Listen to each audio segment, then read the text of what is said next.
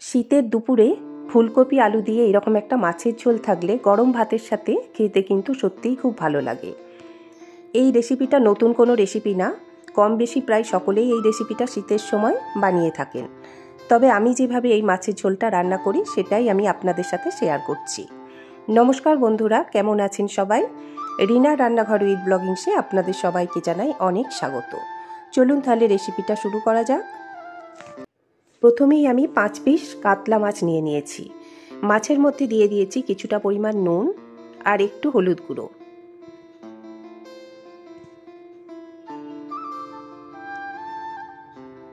এখন নুন আর হলুদ গুঁড়োটা মাছের মধ্যে খুব ভালো করে মাখিয়ে নেব। মাছের দুদিকটাতেই খুব ভালো করে নুন হলুদটা মাখিয়ে নেব।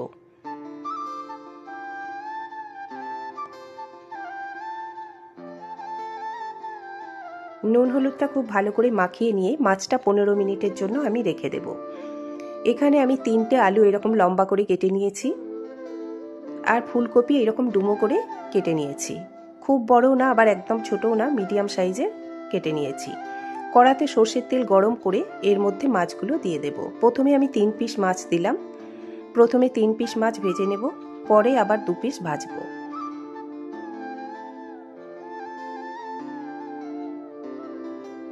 মাছগুলো একদিকটা হয়ে গেলে অন্য দিকটা আবার উল্টে দেব। একটু লাল লাল করেই মাছটা ভেজে নেব।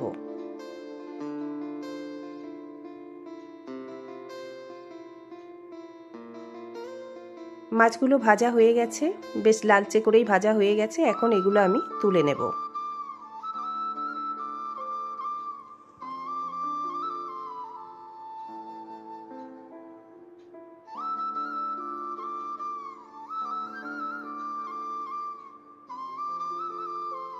এই একই রকম ভাবে আবার 2 পিস মাছ আমি ভেজে নেব। দুদিকটাই বেশ লাল করে ভাজা হয়ে গেছে। এখন এগুলো আমি তুলে নেব।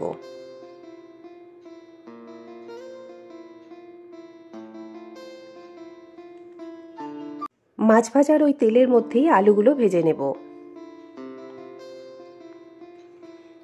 ওই তেলের মধ্যে হলুদ গুঁড়ো দেওয়াই ছিল, তাই আলাদা করে হলুদ গুঁড়ো দিলাম না।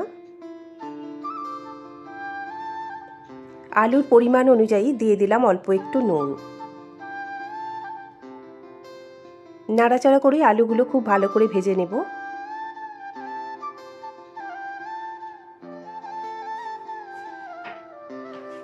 এখন কড়াটা ঢাকা দিয়ে আমি মিনিট 5 জন্য মিডিয়াম ফ্লেমে আলুগুলো ভেজে নেব।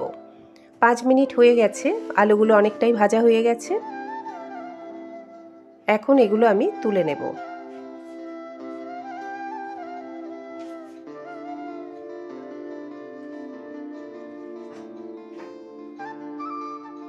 ওই তেলের মধ্যেই দিয়ে দিলাম ফুলকপি।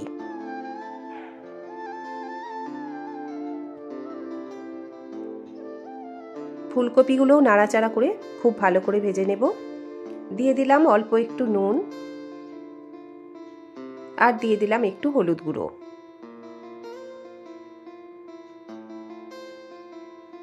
নুন আর হলুদটা খুব ভালো করে মিশিয়ে নেব ফুলকপির সাথে।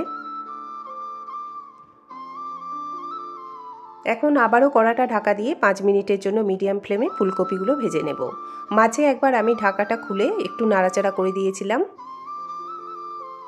ফুলকপিগুলো ভালোভাবে ভাজা হয়ে গেছে, লাল কালার এসে গেছে।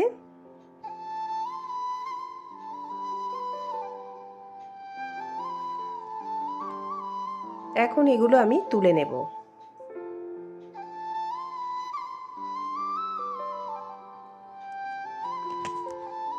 একটা মিক্সিং জারের মধ্যে আমি নিয়ে নিয়েছি একটা কুচানো টমেটো, 2টো কাঁচা লঙ্কা, 8-10 কোয়া রসুন আর কয়েক টুকরো আদা।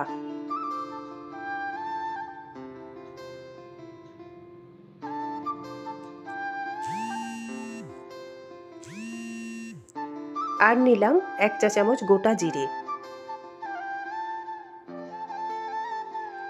এখন একটু জল দিয়ে মশলার একটা পেস্ট আমি বানিয়ে নেব।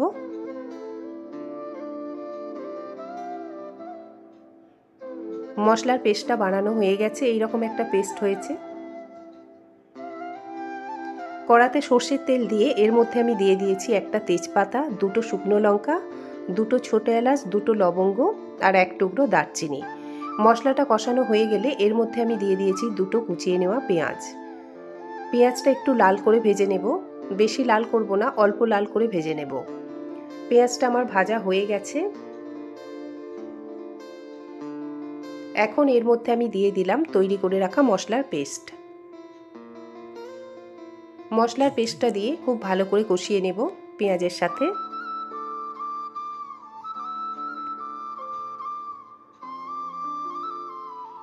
এখন এর মধ্যে দিয়ে দিলাম হাফ চা চামচ হলুদ গুঁড়ো, হাফ চা চামচ লঙ্কার গুঁড়ো, আর দিয়ে দিলাম হাফ চা চামচ কাশ্মীরি লঙ্কার গুঁড়ো। দিয়ে দিলাম পরিমাণ মতো নুন।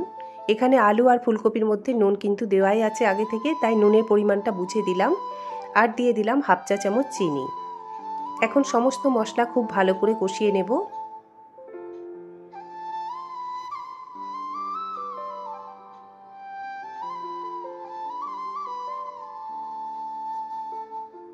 মশলাটা শুকনো লাগছে, তাই একটু জল দিয়ে মশলাটা কষিয়ে নেব।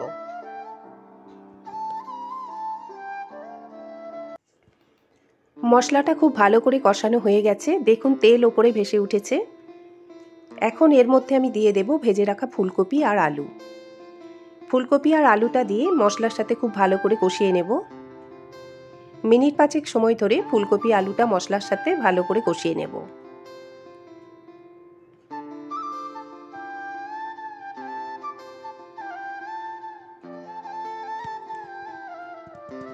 খুব ভালো করে কষানো হয়ে গেছে।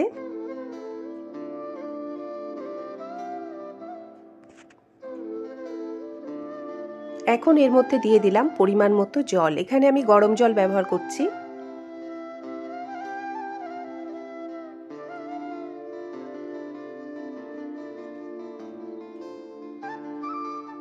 জলটা দিয়ে আমি কড়াটা ঢাকা দিয়ে 5 মিনিটের জন্য রান্নাটা করে নেব। 5 মিনিট পরে ফিরে এলাম। ঝোলটা একটু নাড়াচাড়া করে দেব। এখন এর মধ্যে দিয়ে দিলাম ভেজে রাখা মাছ, আর দিয়ে দেব 1 কাপের মতো কড়াইশুঁটি আমি ছাড়িয়ে রেখেছিলাম, ওটা দিয়ে দিলাম। এখন মাছ আর কড়াইশুঁটি খুব ভালো করে ঝোলের মধ্যে মিশিয়ে নেব।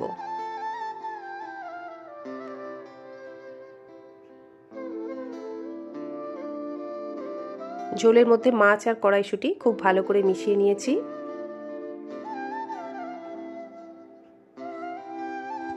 কড়াটা ঢাকা দিয়ে 5 মিনিটের জন্য আমি রান্নাটা হতে দেব। 5 মিনিট হয়ে গেছে। 5 মিনিট পরে আমি ফিরে এলাম।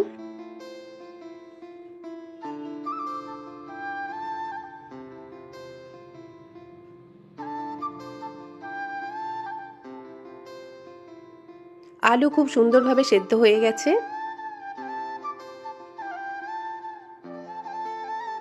এখন কিছুটা ধনেপাতা কুচনো আমি ঝোলের ওপর থেকে ছড়িয়ে দিলাম। শীতকালে ধনেপাতাটা যে কোনো রান্নাতে দিলে রান্নার স্বাদ কিন্তু অনেকটাই বেড়ে যায়। ধনেপাতাটা খুব ভালো করে ঝোলের মধ্যে মিশিয়ে নিলেই কিন্তু আমার রান্না একদম রেডি। এখন আমি গ্যাসের ফ্লেমটা অফ করে দিলাম। তাহলে বন্ধুরা, কেমন লাগলো আজকের আমার রেসিপিটা অবশ্যই আমাকে কমেন্টস করে জানাবেন।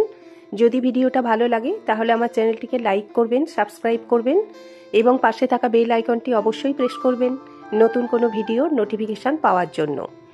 সকলে ভালো থাকবেন, সুস্থ থাকবেন। দেখা হবে আবার নতুন কোনো ভিডিওতে। ধন্যবাদ।